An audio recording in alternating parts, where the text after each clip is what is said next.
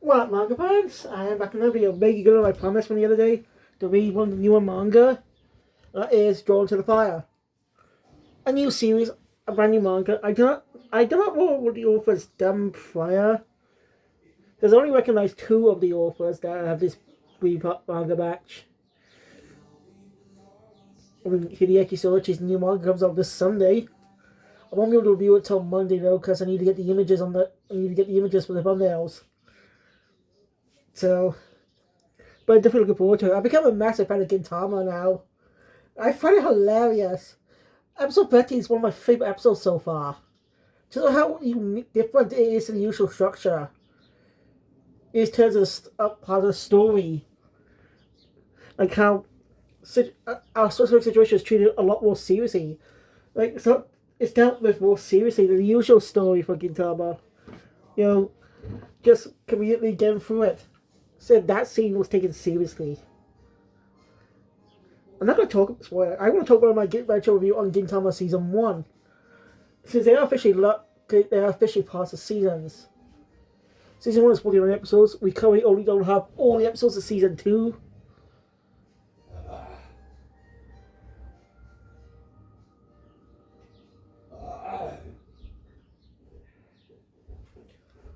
We currently don't have all the episodes of Season 2 yet. Currently 26. And then more episodes for Season 2. But that's okay. That's why I'm watching Gintama on Netflix. I'm reviewing it as it's being released on this network, on the site. You know? A lot of fun that way. That way, it's like I'm actually watching the series from the start. I liked it. I just want to try that. I'm going to do it for One Piece as well, the HD remasters. I'm still reviewing the original anime, don't worry. After all, it's on the Alabasta arc, but I need time to finish that one. It's a lot of episodes, so I need to calculate how much time it will take me to need to binge an entire day. But anyway, also catching up on some Yu-Gi-Oh! Finishing up the Virtual World arc. About bloody time too. About blooming time to finish up. Only 8 episodes left too. The 2-part Kaiba vs. Noah duel and a 3-part Yugi vs. Noah duel. And then the Kaiba vs. Gozabura duel. Last 3 duels of the arc. And it ends it.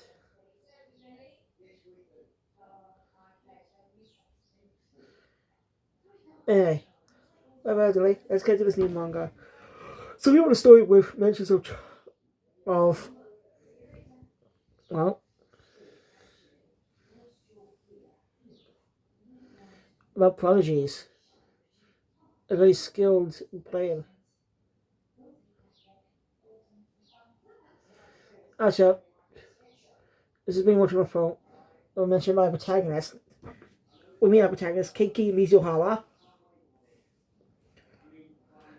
Whose childhood friend, Hanabi Tachibana, who he calls Hana, is playing. His friends don't believe him when they make the promise to see each other on the court.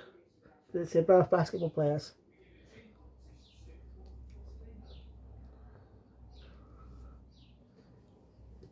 Mizuhara quit basketball for a reason.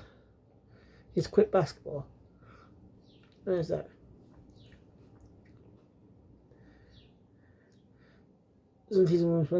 We get the reveal. Oh, he ended up meeting Hana when he was being picked on by some bullies. She ended up helping him play, teaching him how to play, and they ended up playing together so much. A lot of fun. Eventually she transferred, and that's when they made that promise. But in middle school, his past Vince changed to middle school as his dreams was crushed by a different prodigy, Akane Natsu. Yeah, the design and name looks more feminine than he. He looks feminine. Like a girl dressed up as a boy, but he's definitely a boy. I'm going to do a twist on that later. Got it. But imagine that. It's weird. It's definitely a prodigy. And well, Mizuhara's teammates just blamed him.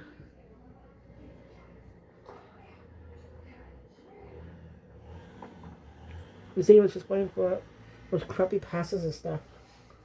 But it's supposed to be sure it's not as well. No one could have been that apology.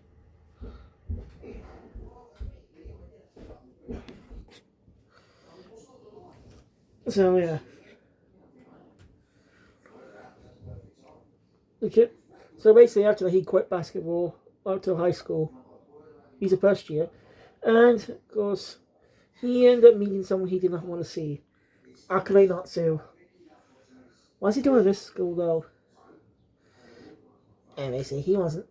And well, he wants Mizuhara to join the basketball club, but Mizuhara keeps declining. He managed to evade him and run away. Yeah, but Natsu's pretty. Akane's just pretty persistent. You know, it's quite pretty good, but good gags.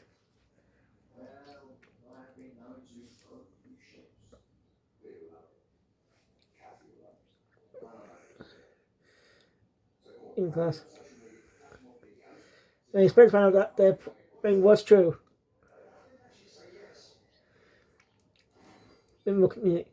Pretty obviously that Mizuhara has a crush on Tachibana. He has a crush on her. Pretty obvious. I mean, it makes sense too when you think about it. So, sports rom-com. Well, minus the rum. It's coming more focused on sports this time. So just so we have a new basketball manga in Jump. I think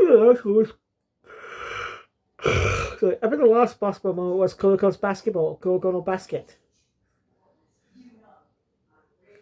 Which came out years ago, and it's also great. Author's new manga, Kill Blues, got an anime recently. Which I covered in the first episode if you want to check out. But anyway, after that, we're introduced. And after that, he's I forgot.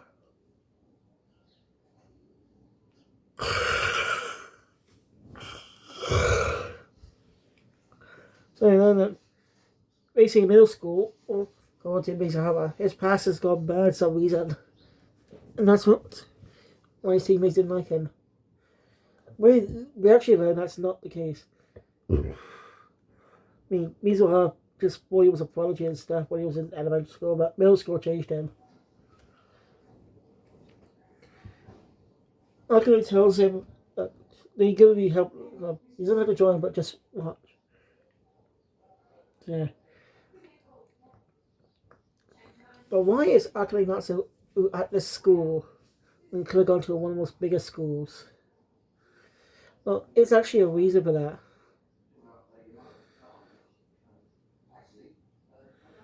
So that's it. So yeah.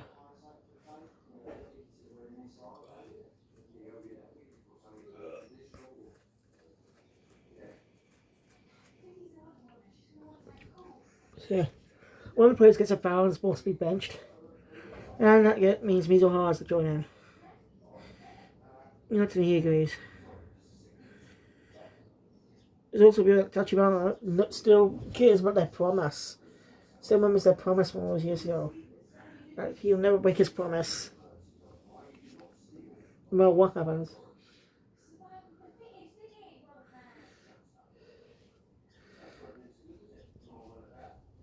Yeah. So after that, Tachibana. I actually see that Mizuhara actually does have the skill. His passes are quite unique. As we learn on Akane, is that his passes are quite unique. The reason his passes kept missing is because no one was able to catch him. As in, his passes are very skilled. He's prodigy at being a point guard. So it's kind of like Kuroko in a way, who has his own unique skill for passing. To blend in.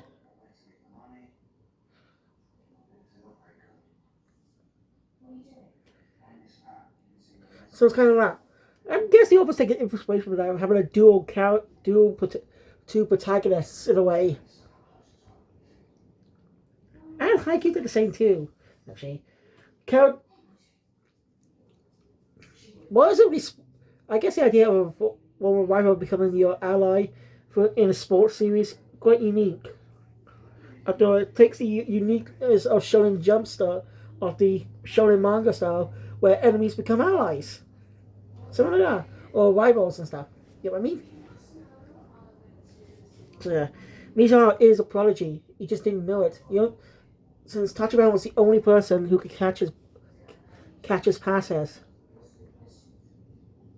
So basically, he was unaware of this. And that's the reason why Akane is even at the school. Since it was Tachibana who mentioned this. So it was curious to see this guy in action himself. But he managed to win. And I guess that's how Mizuha ends up in the basketball. Ends up going on his journey. Again, you gotta love underdog stories. So do I like it. So I can't really see where these characters' journeys will go. I really want to see. I guess we'll get on that features return of Tachibana into the story. You know, because she is a plot point for a specific storyline. But I doubt she'll be gone the entire series. Most likely, she will have some reappearance later in the manga.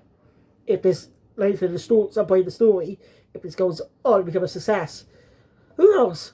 We don't know. Again, that's the whole point. We just judging it for the first chapters. We have to wait a couple of weeks until we get information. I say the series succeeds when it gets past 60 chapters. But there are rare occasions it gets axed after 70. Not like P6 and Magu-chan. Those are probably a manga lasting over 70 chapters, but they got canned. But not because they were unpopular. So, still though, I say they managed to make it to at least 70 or 80 chapters. I say that's a success. But, who knows? We'll see how the story develops, and I can't wait to hear Hideaki Soichi's new manga this weekend. So, thank you all for watching. Enjoy my content. Please also button and see more scratch. I'm going to melody over this computer. And see you guys next time on videos, because I'll see you guys later anyway, if I have enough time. There's, 8 episodes of Doe Monsters to get through. So, yeah, I'll see you guys next time. Or later, we'll see. Super Drop out.